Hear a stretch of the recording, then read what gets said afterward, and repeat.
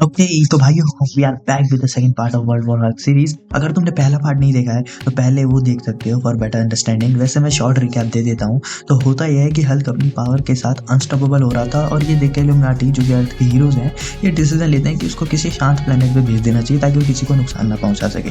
पर होता कुछ और है, तो वो सकार पे क्रैश हो जाता है। And now it's time for part 2।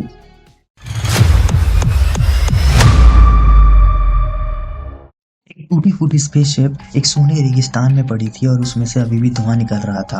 ऊपर एक लाल सूरज चमक रहा था और पूरी दुनिया एक अजीब सी रोशनी में डूबी थी। ढेर के अंदर से एक हाथ बाहर निकलता है। वो हाथ होता है हल्क का।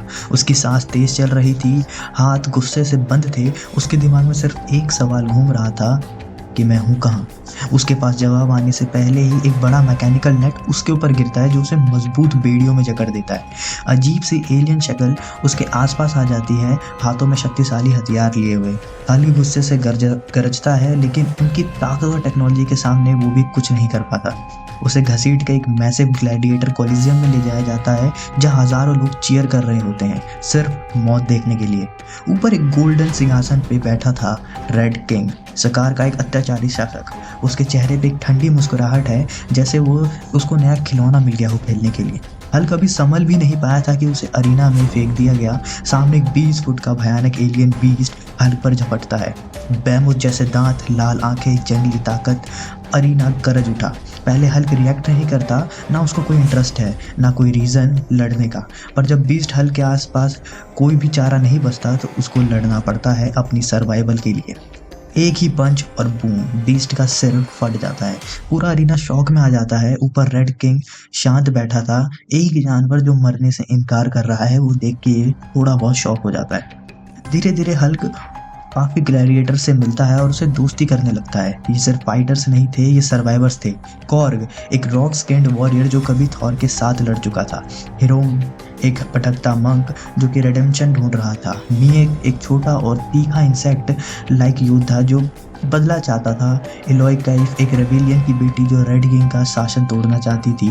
नो नेम एक एलियन जो सिर्फ खुद को बचाने के लिए लड़ रही थी। ये सब मिलकर वॉर बाउंड बनाते हैं। ये भाईचारा के टाइप से ले लो, ये अपना एक गैंग बनाते हैं रेड किंग के खिलाफ जाने के लिए। लेकिन रेड किंग को ये मंजूर नहीं था।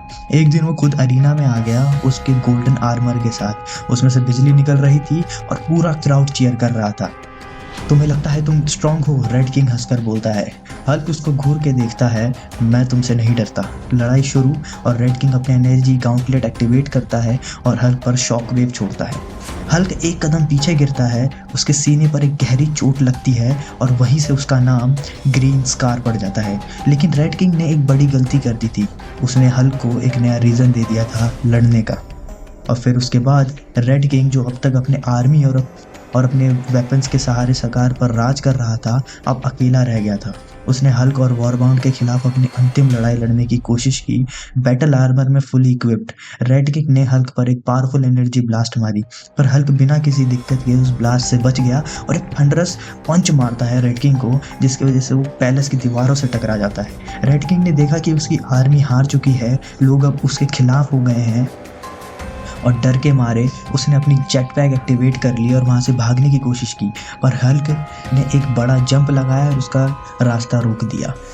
तुमने मेरे लोगों को मारा, तुमने मेरी दुनिया को बर्बाद किया, हल्क गरजा। रेड किंग ने एक और डेस्परेट अटैक किया, पर हल्क ने उसके बैटल्स आर्मर को तोड़ दिया और एक फाइनल डेवस्टेटिंग पंच मारा जो उसे पैलेस के टेरेस से सीधा नीचे लावा पिट में गिरा देता है। लावा में गिरते ही रेड किंग चीखता है, पर कोई नहीं बचाता उसे, क्योंकि उसे कोई बचाना चाहता ही नहीं था। धीरे धीरे वो जल के खत्म हो जाता है। सकार का टायरेंट अब मर चुका था। रेड किंग के मरने के बाद लोगों ने हल्क को अपना सच्चा राजा मान लिया। सकार अब आज़ाद था। लोग हल्क के सामने नारे लगा रहे थे और कायरा ने अपना हाथ हल्क के कंधे पर रखा। ये तुम्हारा घर है अब, उसने कहा। हल्क पहली बार खुद को एक नए सफ़र पर देख रहा था, एक राजा, एक लीडर। पर उसे पता नहीं था कि अभी तो उसका सबसे बड़ा दुख आगे आने वाला था और उसका इंतज़ार कर रहा था। ये हम देखेंगे पार्ट 3 द एक्सप्लोजन में।